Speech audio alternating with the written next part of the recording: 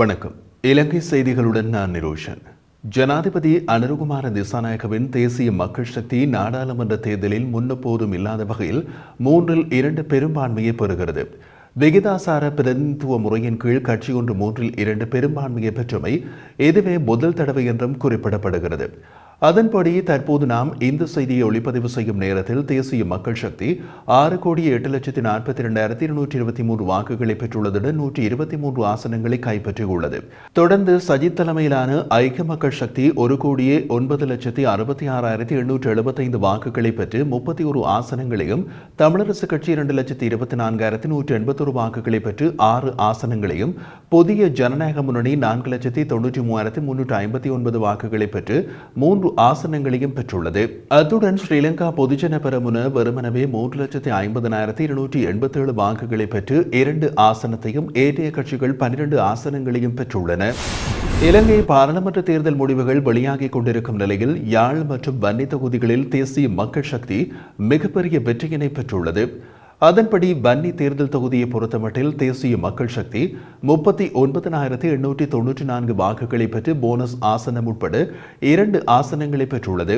ஐக்கிய மக்கள் சக்தி 32,232 வாக்குகளை பெற்று 1 ஆசனத்தையும், தமிழரசு கட்சி 29,711 வாக்குகளை பெற்று 1 ஆசனத்தையும், ஜனநாயக தமிழ் தேசிய கூட்டணி 21,102 வாக்குகளை பெற்று 1 ஆசனத்தையும், இலங்கை தொழிலாளர் கட்சி 17,710 வாக்குகளை பெற்று 1 ஆசனத்தையும் பெற்றுள்ளன.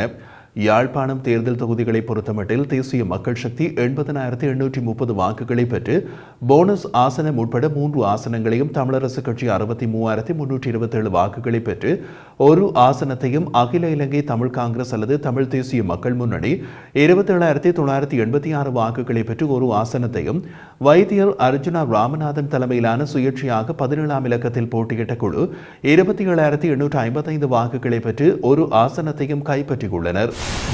தமிழரசு கட்சியில் போட்டியிட்டு வன்னி தேர்தல் தொகுதியில் வெற்றி கிட்டிய துரைராச ரவிகரனை வரவேற்கும் நிகழ்வு இன்று முல்லைத்தீவு நகரில் இடம்பெற்றுள்ளது. நேற்று இடம்பெற்ற பாராளுமன்ற தேர்தலில் வன்னி தேர்தல் தொகுதியில் இலங்கை தமிழரசு கட்சி சார்பாக போட்டியிட்டு வென்ற பாராளுமன்ற உறுப்பினர் துரைராச ரவிகரனை முல்லைத்தீவு மக்கள் அனைவரும் அணிதிரண்டு வரவேற்கும் நிகழ்வு இன்றைய தினம் முல்லைத்தீவு நகர் பகுதியில் இடம்பெற்றுள்ளது. இன்று காலை 10 மணியளவில் ஆரம்பமாகிய குறித்த நிகழ்வில் மக்களால் வெற்றியீட்டிய வேட்பாளருக்கு மாலை அணிவித்து வரவேற்று குறித்த வெற்றி கொண்டாட்டம் ஆரம்பமாகியிருந்த நிலையில் குறித்த வெற்றி வரவேற்பு நிகழ்வில் முல்லைத்தீவு மாவட்டத்தினுடைய மக்கள், சமூக ஆர்வலர்கள், இளைஞர்கள் என்று பலரும் கலந்து கொண்டிருந்தனர். வெற்றிகளில் உள்ள ஆபத்துகள் குறித்து ஜனாதிபதி எச்சரிக்கையுடன் இருக்க வேண்டும் என இலங்கை சட்டத்தரணிகள் சங்கத்தின் முன்னாள் தலைவர் சாலிய பீரிஸ் தெரிவித்துள்ளார். இதுவரை வெளியாகியுள்ள தேர்தல் முடிவுகளின் அடிப்படையில் தேசிய மக்கள் சக்தி 3/2 பெரும்பான்மை அல்லது 3/2 பெரும்பான்மைக்கு மிக அருகில் நெருங்கிச் செல்லலாம் என்று எதிர்பார்க்கப்படும் நிலையில் 3/2 பெரும்பான்மையினை பெற்றால் விகிதாசார பிரதிநிதித்துவ முறைமையின் கீழ் ஒரு கட்சி 3/2 பெரும்பான்மையை பெற்றமை இதுவே முதல் தடவை. 2010 மஹிந்த ராஜபக்ச அரசாங்கம் 3/2 நோக்கி சென்ற போது 2020 ஸ்ரீலங்கா பொதுஜன பெரமுனவும் 3/2 நெருங்கி சென்றது. 3/2 பெறுவதற்கு சில நாடாளுமன்ற உறுப்பினர்களின் ஆதரவை பெற வேண்டிய நிலைமைக்கும் தள்ளப்பட்டிருந்தது.